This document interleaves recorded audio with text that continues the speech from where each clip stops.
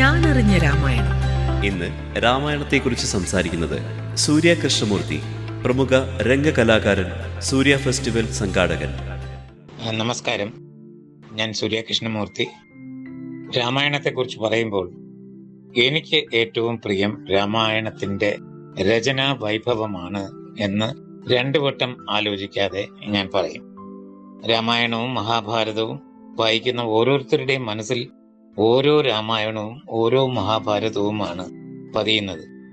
ഇത്രയധികം പഠനത്തിന് വിധേയമാക്കിയതും ഇത്രയധികം വ്യാഖ്യാനിക്കപ്പെട്ടിട്ടുള്ളതുമായ മറ്റു കൃതികൾ ലോകത്തിൽ ഉണ്ടായിട്ടില്ല എന്നതാണ് സത്യം.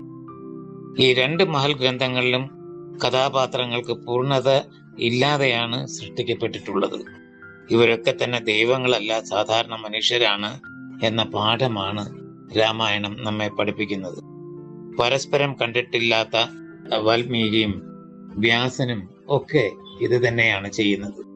രാമായണത്തിൽ ഞാൻ ഏറ്റവും ഇഷ്ടപ്പെടുന്നതും പൂർണ്ണതയില്ലാത്ത ഈ കഥാപാത്രങ്ങളെ സൃഷ്ടിച്ച രചനാ വൈഭവമാണ് എന്ന് ഞാൻ പറയും.